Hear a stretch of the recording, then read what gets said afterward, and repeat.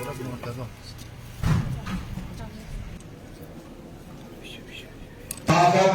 of Hospitalization Aha India इनके president principal medical colleges हमारी next कोई भी ट्रेनिंग में वहाँ पे और ये मुबारक की बात है बने हैं सेकंड जनरल लेना पूरे देश में। अकेडमी ऑफ हॉस्पिटल एडमिनिस्ट्रेशन को सबसे पहले तो मुबारकबाद, हमारे जीएमसी बारामूला को मुबारकबाद कि जो ट्रेनिंग का एस्पेक्ट है उन्होंने बहुत सीरियसली लिया और आज ये जो 16वीं आपके साथ ये ट्रेनिंग हो रही है, so it's a great thing क्योंकि ट्रेनिंग एक ऐसा टॉपिक है जो मुझे लगता है ये हमेशा जो है प्राइम इम्पोर्टेंस इसको देनी चाहिए।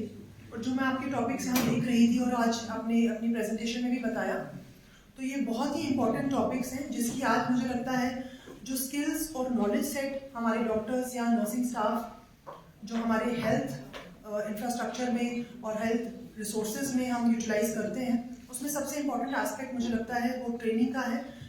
एंड इसमें भी जो एक सॉफ्ट एस्पेक्ट है, how to deal with patients, how to deal with stress, because हमारे जो डॉक्टर्स हैं, I being a doctor myself, मुझे लगता है डॉक्टर्स, नर्सेज, हमारा सारा स्टाफ जो भी हॉस्पिटल में काम करता है, चाहे वो एक रिमोट पीएचसी हो, चाहे वो सीएचसीज हो, चाहे वो टर्शरी सेंटर हो जैसे जीएमसी है, तो हमेशा एक बहुत हाई लेवल ऑफ स्ट्रेस रहता है।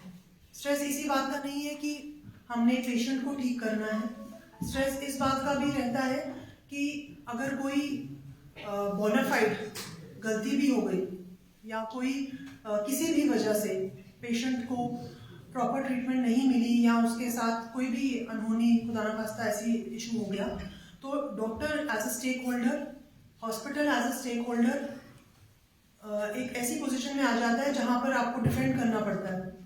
और ये एक मुझे लगता है साइकी जो हमारे डॉक्टर्स या नर्सिंग स्टाफ में रहती है, उसकी वजह से भी काफ़ी लोग जो हैं अंडर लॉट ऑफ स्ट्रेस रहते हैं।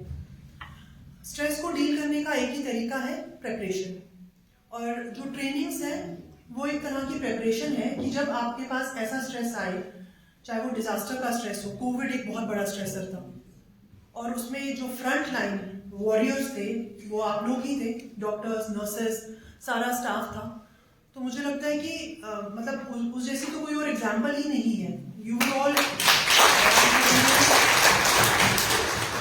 Super heroes for us, and आपने उस जैसे मुश्किल वक्त में जहाँ पे हर एक इंसान पहले अपना सोचता है, आपने पेशेंट का सोचा, आप हॉस्पिटल्स आए, आप वार्ड्स में गए, आपने जो भी professional in the line of professional duty काम करना था वो आपने किया।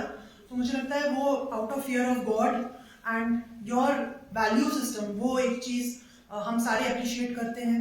As an administrator, as a human being I appreciate आपने जैसा काम किया। लेकिन इसी की तरह की बहुत सी ऐसी चीज़ें होती हैं जो शायद इतने हाई वैल्यू या इतने बड़े शॉक्स नहीं दें, लेकिन एक छोटे लेवल पे, जैसे रजिस्ट्रेशन काउंटर पे बहुत सारा रश है, या अगर ओपीडी में बहुत रश है, या कुछ ऐसे इश्यूज हो जाते हैं जहाँ पर आपको प्रायोरिटाइज करना पड़ता है कि इसको देखें या उसको देखें। तो ये सारे जो स्ट्रेसर्स हैं ये आम जिंदगी में और हर दिन रूटीन में आप फेस करते हैं।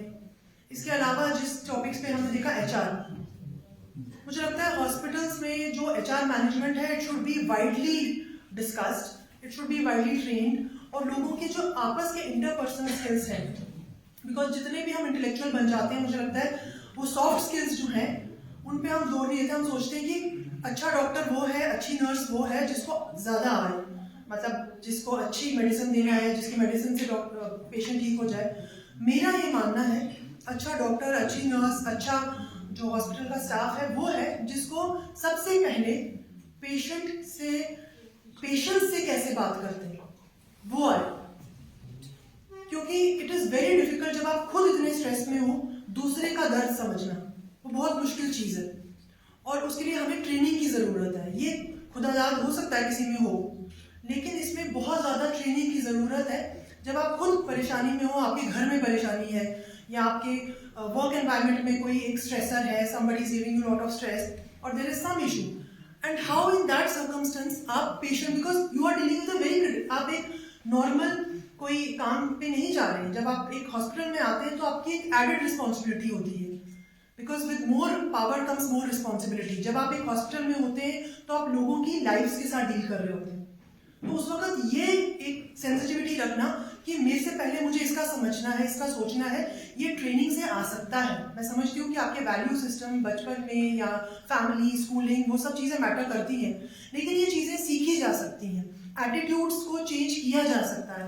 कुछ लोग हाइपर होते हैं, टाइप ए पर्सनैलिटीज, कि नहीं ये क्यों नहीं हुआ, वो क्यों नहीं हुआ, they give lot of stress.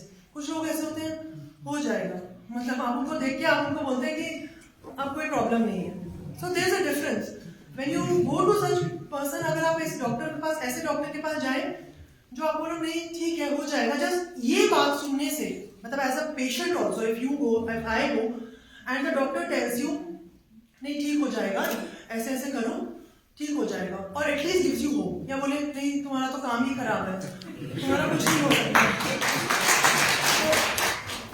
वो पेशेंट जो है वो ये समझेगा कि अब मेरा सच में, चाहे उसमें कितनी मेडिकली उसमें कितनी सच्चाई हो या कितना परसेंटेज हो, so how you talk to people, चाहे वो पेशेंट हो, चाहे वो आपके कलीग्स हो, चाहे सीनियर्स हो, जूनियर्स हो, इट रियली मैटर्स।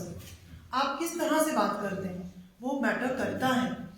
आपकी नॉलेज मैटर करती है, वेरी इंपॉर्टेंट। आपकी स्किल्स अपग्रेड होने चाहिए, वेरी इंपॉर्टेंट।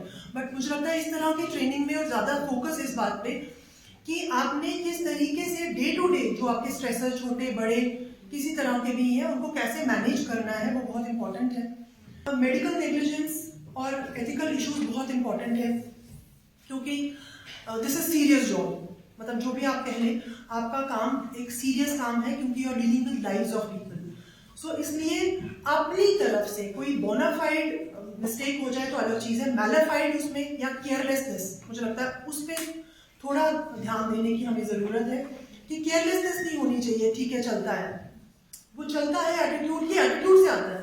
अगर आप डिसाइड कर लें कि नहीं चलता है, मतलब 10 बजे बोला है आने के लिए तो 10 बजे आएंगे, 5 बजे जाना है तो ठीक है, मतलब you have to be like professional.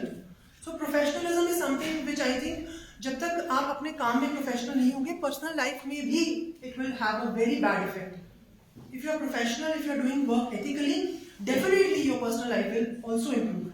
मुबारकबाद आप सबको दोबारा देना चाहूंगी कि आपने ये यहाँ ऑर्गेनाइज किया। ऐसे ही बहुत सारे प्रोग्राम्स जो हमारे ऑलरेडी वर्क कर रहे हैं, डिफरेंट पोजीशंस पे हैं, फार फ्लंग एरियाज में है, उनके लिए भी होना चाहिए। मैं सीएमओ साहब से भी कहूंगी कि जो ऑन जॉब उनको एक्सपीरियंस हुआ है वो एक दूसरे से शेयर कर सकते हैं कि किसको कोई कहीं दूसरी पोजीशंस पे था, जैसे हमने ड्रग डी एडिक्शन पे, I am so passionate about it कि this is something which we really need to do and we really need to innovate. We need to bring new ideas from people जिन्होंने इस पे काम किया है या जो इसके बारे में पैशनेटली सोचते हैं। अगर आप किसी चीज के बारे में दिल से सोचेंगे आपको आइडियाज आएंगे, ये हो ही नहीं सकता आपको आइडियाज ना आए। So I really believe when you talk to each other, if you have an idea and I have an idea, we exchange that idea, we both will have 2 ideas. So I believe कि इस तरह की conversations it should not be one way. आप एक दूसरे से share कीजिए, सीखिए एक दूसरे से एंड उसको यूज कीजिए लोगों की बेहतरी के लिए। मतलब I think that is the purpose. Government service का मतलब ही ये होता है कि हमें लोगों की इम्प्रूवमेंट कैसे करनी है। अपना तो हो ही जाएगा, इंशाल्लाह होगा as a byproduct, but अब हमें ये सोच के चलना है कि whatever we do we need to improve the standard. जो हमारे पास पेशेंट आए हम उन्हें अपना स्टैंडर्ड जो है वो इम्प्रूव करना है, चाहे वो 1% हो, पर ईयर 1% इम्प्रूव कीजिए, but improve your skills. Thank you so much.